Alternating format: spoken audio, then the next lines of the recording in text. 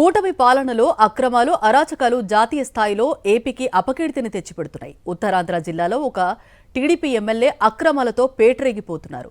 వాటిని ప్రశ్నించిన వారిపై దాడులు చేయించేస్తున్నారు. ఈ అరాచక పాలన నిర్వాకం ఏకంగా జాతీయ మానవ హక్కుల కమిషన్ దృష్టికి వెళ్లింది.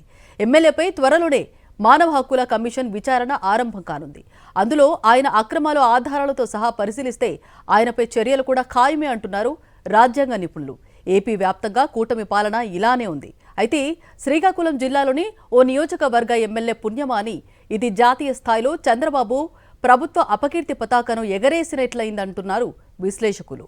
రాజధాని ముసుగులో చంద్రబాబు నాయుడు కూటమి ప్రభుత్వ అవినీతి ఏ స్థాయిలో ఉందో పార్లమెంటు సాక్షిగా దేశం మొత్తానికి తెలిసి పొరుగు రాష్ట్రాల పాలకులు నివ్వెరపోయిన సంగతి తెలిసిందే. వివిధ పార్టీలకు చెందిన ఎంపీలు అవినీతి ఇంతటి తారాస్థాయిలో ఉందా అని చెవులు కోరుకున్నారు. ఏపీ అపకీర్తి పతాకాన్ని జాతీయ స్థాయిలో ఎగరేయడానికి చంద్రబాబు నాయుడు, పవన్ కళ్యాణ్లు కలిసికట్టుగా కష్టపడుతోంటే వారి కష్టంలో తాను భాగస్వామి కావాలనుకుంటున్నారో ఏమో కానీ శ్రీకాకుళం జిల్లా Narasannapeta TDP MLA bug Ramanamurthy ఈ అవినీతి యజ్ఞంలో తనదైన పాత్ర పోషిస్తున్నారు. నరసన్నపేట నియోజకవర్గంలో ఉపాధి హామీ పనుల్లో పెద్ద మొత్తంలో అక్రమాలు చోటు చేసుకున్నాయన్న ఆరోపణలు ఉన్నాయి. ఎమ్మెల్యే బగ్గు రమణమూర్తి ఈ అవినీతిలో కీలక పాత్ర పోషించినట్లు విమర్శలు వెల్లువెత్తాయి. ఇవి కాక ఇసుక, మట్టి, గ్రావెల్తో పాటు రేషన్ మాఫియాలోనూ నియోజకవర్గాన్ని దడదడలాడించేస్తున్నారట ఎమ్మెల్యే బగ్గు రమణమూర్తి.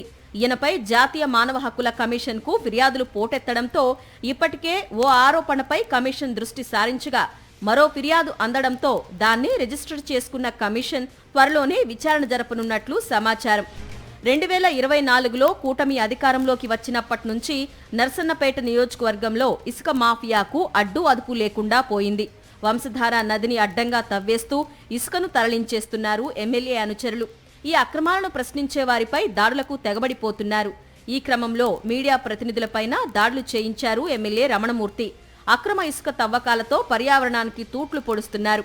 అధికారులు మాత్రం పాలకపక్ష మాఫియాని ఏమీ అనలేక సినిమా చూస్తున్నారు. ఇక లిక్కర్ మాఫియా గురించి చెప్పాల్సిన అవసరమే లేదు. అత్యంత దుర్మార్గంగా మద్యాన్ని ఏరులై పారిస్తున్నారు.